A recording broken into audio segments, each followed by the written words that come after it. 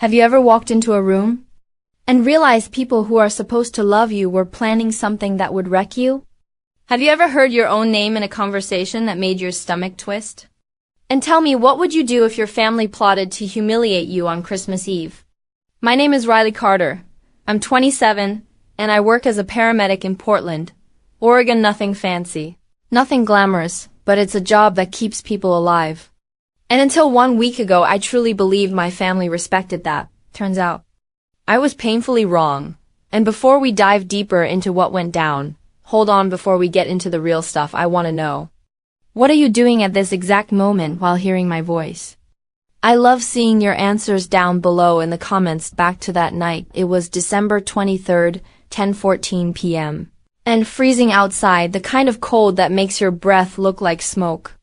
I had just gotten off a 12-hour shift and stopped by my parents' house to drop off some gifts before heading home. The lights were on, the tree glowing through the windows, and I could hear laughter from inside. My boots were still soaked from snow, and my jacket smelled like hospital antiseptic. I remember thinking, maybe this year will finally be normal. Maybe Mom won't criticize my hair or my job or the fact that I'm single. Maybe Dad will actually look at me instead of at his phone. I don't know why I still hoped. As I stepped onto the porch, I heard voices. My mom's first. Tomorrow is perfect, she whispered. We'll open that gift right after dinner, when everyone's sitting around the tree. My brother Ethan laughed in that smug older brother way he always has. She lose it, Mom. Riley's always been the sensitive one. Then my cousin Jenna added, it's going to be legendary. I'm definitely recording it. A chair scraped the floor. Someone poured wine. My mother's voice hardened. She needs to be humbled. Maybe then she stopped acting like saving strangers makes her better than everyone. She thinks she's some hero just because she wears a uniform. My chest tightened. My hands went cold even inside my gloves. They weren't planning a surprise. They were planning a spectacle. Ethan said, don't worry. I hid the envelope under the tree. She opened it right in front of everyone. The envelope. I didn't know what was inside it yet, but the tone told me everything. It wasn't kind. It wasn't loving. It was meant to crush me. I leaned closer to the window without thinking. My boots slipped slightly on the icy porch, and I caught myself on the railing inside. Mom lowered her voice to a sharper whisper. Tomorrow night, we put her in her place. She needs to learn what real disappointment looks like. Real disappointment, like I wasn't already feeling that every day, living paycheck to paycheck. Like I hadn't spent Christmas Eve last year in the back of an ambulance doing CPR on a man who didn't make it. Like I hadn't saved hundreds of lives that she'd never even asked about. My throat tightened. Something inside me cracked. And not softly. Not quietly. That's when my dad said something that hit harder than all of it. She cry. She always does. Everyone laughed. I stepped back from the window slowly. My heartbeat thundering in my ears, and that was the moment right there on that frozen porch that I stopped being their daughter and started becoming something else entirely. I didn't leave the gifts I brought. I didn't knock on the door. I didn't say a word. I just turned around, walked back to my car, and sat in the driver's seat with the engine running, staring at the steering wheel while snowflakes melted on the windshield. And I made a decision. A cold, clean, steady decision. If they wanted to humiliate me on Christmas Eve, I would send a gift that would end their entire night. What was in the gift? Why did it silence the whole house? And what exactly did my family do that pushed me that far? You'll see, but for now, I'll leave you with this. I drove home that night with a plan. And by midnight, the gift was ready. I didn't even remember the drive home. You know those moments when your brain is running so hot with emotion that your body just autopilots? That was me. 1 second, I was staring through my parents' living room window like some ghost witnessing my own funeral. And the next, I was in my apartment parking lot, white knuckles on the steering wheel. Breath fogging the air, Christmas lights blinking through the snow. I sat there for a long time. Long enough for the heater to finally warm the air.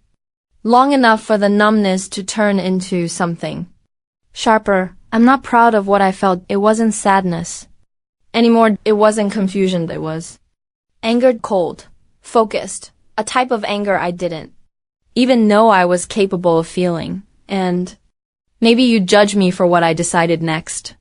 But maybe, just maybe, if you heard your own mother plotting to humiliate you in front of 20 people, you'd reach the same place. My phone buzzed. A text from my mom. Mom, don't forget Christmas dinner. Wear something nice this time. Then a little thumbs up emoji, a thumbs up emoji. After planning to wreck me, I laughed. Out loud. The kind of laugh that doesn't feel human. I typed back nothing. Instead, I unlocked my apartment door, flicked on the lights, and walked straight to the closet where I kept a black plastic storage bin. Inside were things from a life I didn't think I'd ever reopened, stuff from before I became a paramedic, stuff from college, stuff from when my family still pretended to support me, and at the very bottom, under old notebooks and a cracked laptop, was the folder, their folder, thick, heavy, full of secrets. I pulled it out slowly, sat cross-legged on my living room floor, and opened it. Immediately, I felt that familiar sting in my chest. Inside were documents from the last 5 years, things I never meant to hold on to. Things I only discovered on accident after my mom forgot to log out of her email on my old laptop during a family BBQ months ago. Debt notices, unpaid credit cards, a foreclosure warning, a letter from the IRS, my dad's gambling ledger, and woven through all of it, my name written again and again in emails where my parents told relatives that I was the embarrassment of the family, that I was the reason they struggled emotionally, that I was irresponsible, dramatic, ungrateful, and not living up to the Carter standard. Meanwhile, they were hiding debt like a damn magician hides cards in a sleeve. I closed my eyes, placed my hand on the folder. This wasn't revenge, this was truth. If they wanted to shame me publicly, they were about to get a taste of their own medicine, but not out of spite, out of accuracy, because the truth has a funny way of burning through lies like gasoline on a match. I spent the next hour printing everything out, page after page. Neat, stapled packets.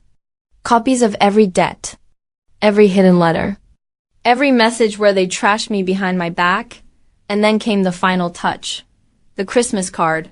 On the front, it was peaceful snowflakes, pine trees, a little cabin with warm yellow windows. The kind of card that makes you think of cocoa and cinnamon. Inside, I wrote just one sentence. Since tomorrow is all about honesty, here's the truth you didn't want me to know. I placed the packet inside, sealed the envelope, used a silver pen to write, to the Carter family, open together. Love, Riley. I stared at it for a long time. It looked innocent, like a normal Christmas card, but that envelope carried the weight of everything they'd hidden, everything they'd blamed on me, everything they'd lied about for years, and they had no idea it was coming. I leaned back, letting the silence fill the room, letting the adrenaline settle, letting the reality sink in. Tomorrow, Christmas Eve, they'd open it in front of the whole family. They wanted a show? They were about to get one. But what I didn't know, what I couldn't have known, was that someone else was planning something too, something that would flip everything upside down, something that would make my carefully planned truth bomb look tiny in comparison. And it all started with a knock on my door. At 1:27 a.m., I don't know if you've ever been yanked out of sleep by a sound so sharp it slices straight through your dreams. But that's what happened. Bam, bam, bam, knuckles on my front door. Hard knuckles. At 1:27 a.m., I shot upright, heart pounding. My apartment was dark, except for the blue glow of my Wi-Fi router. The printed packets, gift, were still spread across the coffee table where I'd fallen asleep reading them. The Christmas card sat on top like a snow-covered landmine. Another knock. Louder. Riley? You awake? My entire bloodstream froze. I knew that voice. It wasn't my mom. It wasn't my dad. It wasn't Ethan. It was Jordan Hale, my ex-boyfriend. The guy I hadn't spoken to in 8 months. The guy my family adored a little too much. The guy who, last Christmas, my mom told me I should try harder not to lose. Yeah, that Jordan. I tiptoed to the door and looked through the PEPHOL. They thought he was hoodie, jeans, snow in his hair. Phone flashlight pointed at the hallway carpet and beside him. My stomach dropped. He had a box.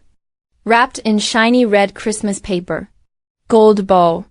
Too perfect. Not the casual kind of, hey, I saw this and thought of you gift. The deliberate kind, the dangerous kind. I hesitated, hand hovering over the lock. Why was he here? At 1:27 a.m.? The night before my family's planned humiliation? Holding a gift? Did they send him? Did he know something? Was this another setup? He knocked again. Softer this time. Riley, please. I need to tell you something. Against every instinct screaming, don't do it, I opened the door an inch. He looked up immediately. His face was pale, jaw tight, eyes frantic. Can I come in? He asked. I kept the chain on. No. What do you want? He took a shaky breath. Your mom called me tonight. A cold wave rolled through my chest. Why? He glanced down at the red box he was holding. Then at me, she said, you're unstable, that you're emotional. That tomorrow might be too much for you, and she wanted someone to keep an eye on you. Unstable, emotional, same words she'd used years ago after my first panic attack. Same words she'd used whenever she wanted someone not to take me seriously. I felt humiliation rise up like bile, but underneath it, a new question formed. Did she tell you what they're planning tomorrow? He swallowed hard. Yeah. My pulse thudded in my ears. And you agreed to help them? No. He stepped closer. I shut the door another inch. No, Riley, that's not why I'm here. I stared at him. At the red box. At the guilt written across his face like a confession. Then what is that? I asked, pointing. He looked down at the gift as if he'd forgotten he was holding it. This wasn't part of their plan, he said quietly. This is from me. Something I should have given you a long time ago. My throat tightened, the kind of tightness that means trouble. Jordan, I don't want anything from... You need to see it, he cut in. Because it's about your family. And about... us. The word felt like an earthquake under my feet, before I could stop him.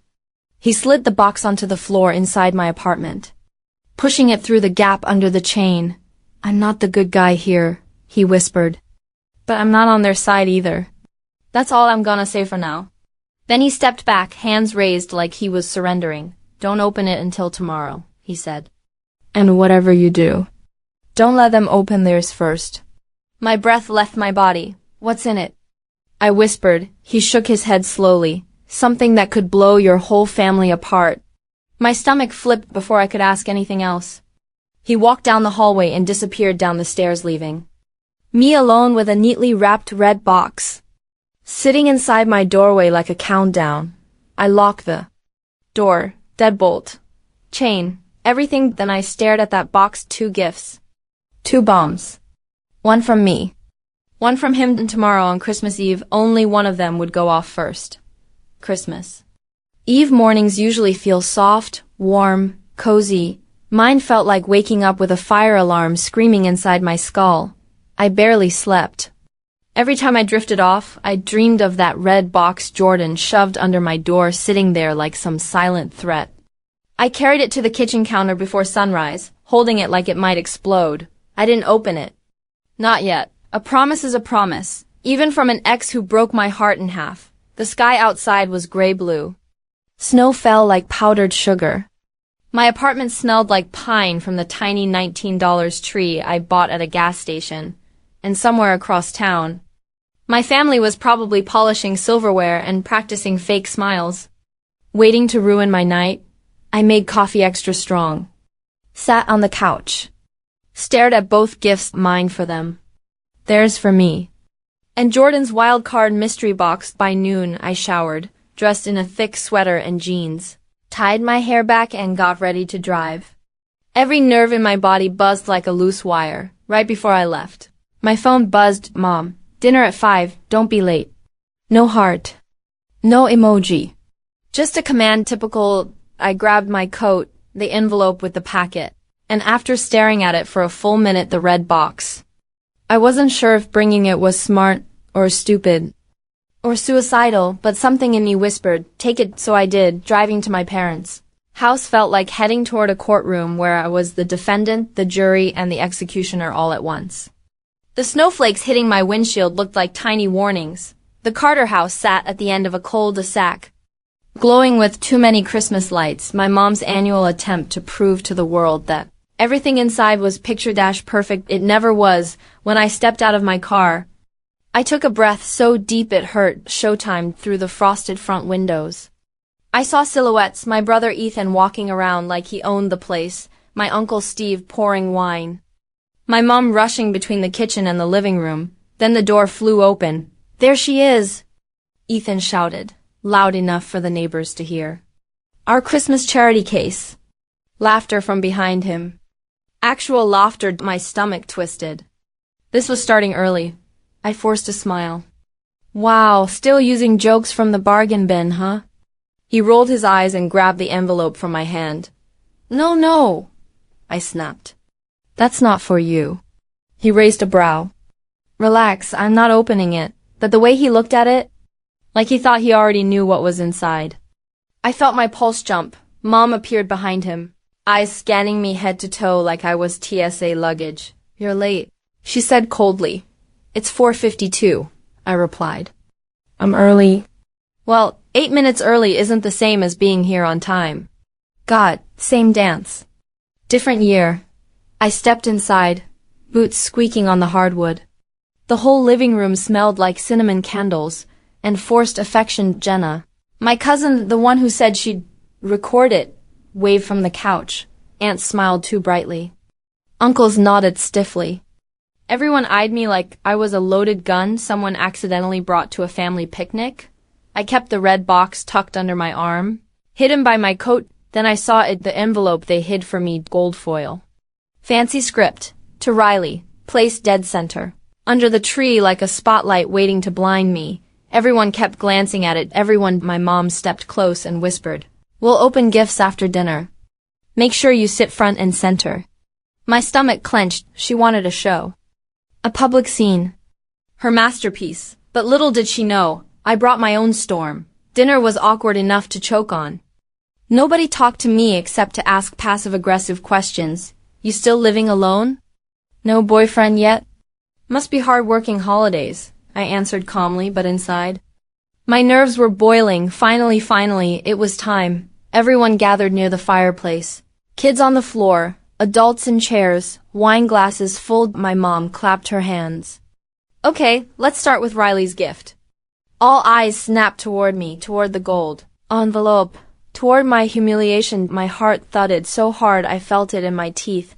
But before I could move, before I could even breathe, my dad reached under the tree and grabbed the wrong gift. Not theirs, not the gold envelope. He grabbed the red box, Jordan's box, and with a casual grin, he said, "Well, now what do we have here?"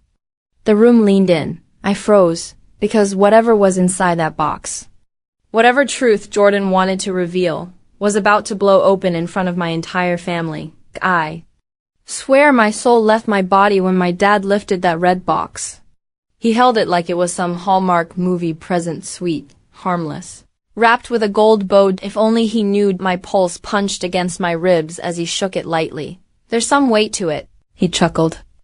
"Maybe it's cookies?" "Cookies. Yeah, sure, that would have been great, but my throat felt like sandpaper. My hands went cold, because I had no idea what was inside that box. And in this house? Anything unknown was dangerous. My mom leaned forward, smiling like she was hosting a talk show. "Well, open it. We don't have all night." My dad started tearing the paper. I stepped forward instinctively. "Actually, that one's mine." Ethan cut me off with a laugh. "What, you brought your own Christmas present?" "Seriously, Riley?" The room erupted. Of course they thought that was funny. I gritted my teeth. "No, can I have it back for a sec?" But it was too late. The paper ripped. The lid lifted and the entire room went dead silent. Inside the box was a phone, my old phone, the one I lost 8 months ago. The one I thought fell out of my locker at work. The one I replaced without thinking twice. My stomach dropped so fast I felt dizzy. Dad held it up. This yours?" I couldn't speak. Couldn't breathe. Jordan had my phone? This whole time? And as the question slammed into me, the phone screen lit up. A message. From an unknown number. Play the video. My skin prick led. My mom chuckled nervously. Well, let's see. Maybe Jordan made a little tribute for you two getting back target. She didn't finish, because the moment my dad tapped the notification, the video opened and the room changed temperature. There I was. On the screen. Standing in my parents' kitchen. From last Christmas Eve *, the audio crackled. And then, just like a knife dropping on tile, my mother's voice filled the room. Honestly, I don't know why she's still dating him. She's lucky anyone wants her. She's average. My chest exploded with heat, then another voice. My dad's, she settled. She always does. On the couch. My cousin Jenna sucked in a breath. My mom's face turned corpse white. The video continued. It showed my family in the kitchen after I'd stepped outside last Christmas laughing at my clothes. Mocking my job, ripping apart every insecurity I'd ever had. Word for word, blow for blow, my dad whispered. Screen reflecting in his glasses. Turn it off. But the phone didn't listen. The video kept going. And then Jordan's voice joined the recording. Jordan, my ex. The guy I trusted, he was laughing with them. She cries too easily, he said on the video. I just pretend not to notice. My heart imploded. My mom's voice chimed in. Good, keep her distracted. She needs someone who won't let her think she's better than she is. My breath caught in my throat. Ethan's voice. She never know. My dad again. She doesn't need to know. And then Jordan's voice in the video. Don't worry. I've got her wrapped around my finger. She won't leave. Something inside me cracked so violently I swayed. My mom finally snapped out of her trance and yelled, Turn IT off! I walked toward the phone in slow motion. The whole room watched me. Like I was a grenade they'd forgotten they pulled the pin from. I picked up the phone gently, paused the video. Every eye in the room locked on me. My hands were shaking. But my voice wasn't. You all talked about me like that? I whispered. Nobody spoke. Not even the kids, my mom stammered. Riley, it was taken out of context. Out of context? My voice sharpened. My boyfriend laughing with you? Calling me weak? Calling me a charity case? My dad opened his mouth, but I cut him off. No, you don't get to speak yet. I looked around the room, faces pale, guilty, shaking. My entire family plotted behind my back last year. And then again this year. And Jordan, my throat tightened. He recorded it. And then it hit me, Jordan didn't record it for them. He recorded it for himself, which meant he wasn't on their side now. He was exposing them. But why? Why tonight? Why me? Why this? My head spun, because I suddenly realized something terrifying. If that was only the first video in the phone, what else did he record? And why did he want me to see it now? For a second, nobody moved. My family sat frozen like ornaments glued to the damn couch. Kids wide-eyed. Adults stiff. Wine glasses trembling. And I stood there holding the phone, my old phone, the one Jordan had apparently kept like a vault of secrets. The paused video stared back at me like an open wound. My mom finally found her voice. This is manipulated, she sputtered. Artificial, fake, someone doctored this. I let out a humorless laugh. You think Jordan deep-faked you trashing your own daughter? Seriously? My dad rubbed his forehead, looking more annoyed than guilty. Riley, this isn't the time. Yes, it is, I snapped. It's exactly the time. You all wanted honesty tonight, right? Isn't that what that stupid gold envelope is for? Faces fell. Eyes darted. Guilt crawled across expressions like cracks in ice. My mom's lips tightened. She looked like she'd rather swallow nails than apologize. Just delete it, she said quietly. It's embarrassing. I tilted my head. For who? Nobody answered. Of course they didn't. I swallowed hard and looked at the phone. My thumb hovered over the screen. If there was one video, there had to be more, and something deep in my gut whispered that. I wasn't ready, but ready didn't matter anymore. I tapped play on next video. A new clip loaded instantly. This time, the angle was wider. Taken from a living room shelf. The date stamp, January 14th, 10:03 p.m. My Heart thud dee that night. I remember that night. It was the night my mom had called me crying, saying she needed help with something important. The night I rushed over after a 14-hour shift. The video showed a different truth. There was my mom in the kitchen, wiping fake tears from her face before dialing me. There was Ethan leaning against the counter, smirking. Ethan's voice played through the speakers. She come running. Watch. My stomach twisted painfully. The camera caught my dad walking in next, sighing dramatically. Don't overdo it, he mumbled. We just need her to think we care so she say yes. My voice in the room broke. Say yes to WAT. The answer came from the video. My mom. We need money. We'll guilt her into helping. My heart stopped. Everyone in the room froze again, this time even the cousins, because that was the night. I gave them $900 from my savings account. Money I desperately needed myself. Money I gave because I thought my mom was falling apart. I felt heat rise behind my eyes, but I swallowed it down, no tears. Not this time, Jenna, my cousin, whispered. Holy crap. Under her breath, my mom's voice cracked in real life. Riley, that wasn't... You don't understand. I shook my head slowly. You don't get to gaslight me tonight. I... Click to the next video before anyone could speak. My dad's voice filled the room. This one was from March. Another. Midnight videoed my parents sitting at the dining table. Jordan sitting with them. He looked different, tired, uneasy. My mom leaned forward in the video. So you're breaking up with her? Jordan nodded. It's not working. I don't want to hurt her. My dad gave a cold laugh. She'd be fine. She's always dramatic. My breath caught. Jordan's voice got quieter in the recording. Can you just make sure she thinks it was mutual? I don't want her feeling blindsided. My mom scoffed. We'll tell her whatever you want. She's too emotional to see straight anyway. My hands shook around the phone so they were involved. In my breakup. In all of it, I felt sick. I clicked pause and looked up sharply. Were there any parts of my life you didn't interfere with? Silence, not the peaceful kind.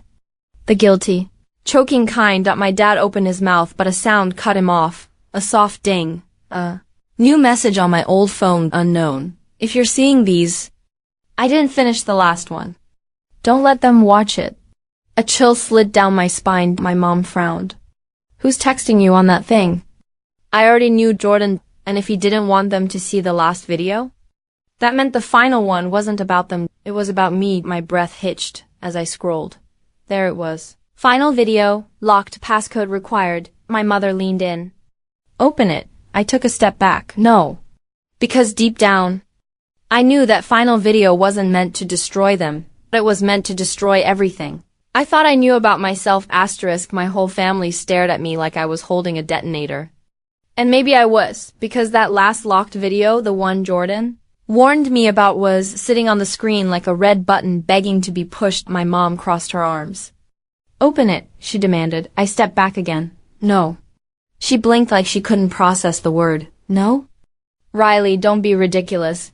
I said no. My voice wasn't loud, but it sliced the room clean. Everyone went silent, for once in my life. I had their full attention. I looked down at the passcode screen. 4 empty circles. 4 numbers that could flip everything I thought I knew about myself. My hands shook, not from fear of them, but fear of what else Jordan had been keeping. My dad cleared his throat. Riley, we deserve to know. I laughed under my breath. Deserve? You don't deserve to know anything about me. Jenna whispered to Ethan. Dude. She's serious. I looked him dead in the eyes. I've never been more serious. The air felt tight, static, electric, and then something hit me. Jordan kept this phone for 8 months. He saved these videos. He brought them to me now. This wasn't about revenge. This wasn't about my family. It was about him and about me. I turned the phone off. My mom gasped. What are you doing? I dropped the phone into my coat pocket, protecting myself. My mom shot up from her chair, pointing toward my pocket. That's evidence. We deserve to see what that boy said. Oh, now you want truth. I snapped. Now you care about honesty? After years of lying about me, trashing me, manipulating me, humiliating me in private and in public? I gestured to the paused videos still lingering on the TV. And now that it's your turn to feel what honesty looks like, you can't handle it. The room cracked like thin ice under a boot. My dad stood up slowly. We made mistakes. I barked out a laugh. Dad, forgetting to salt the driveway is a mistake. What you did. What all of you did. That's character. My voice didn't shake. Not this time. I pulled the gold envelope, their planned humiliation, out of my bag and dropped it. Onto the coffee table, it hit the wood with a loud slap. Everyone flinched. Here, I said. This is what you wanted to ruin me with, right? This little Christmas surprise? My mom's face went pale. She knew exactly what was inside. I didn't need to open it. I didn't need to see what petty cruelty they planned. I slid my own envelope, the packet of truth, onto the table right beside theirs. Open mine. I said. My voice stayed level, calm, deadly. My dad hesitated. Then unfolded the first page. The color drained from his face. The debt notices. The foreclosure warnings. The gambling logs. The IRS letters. The truth. My aunts gasped. One uncle coughed like he'd swallowed a brick. Jenna muttered, "Holy crap." Again, my mom stumbled back into her chair like gravity doubled. Where did you? Riley, this is yours, I said. It's all yours. My dad whispered, you can't show this to people.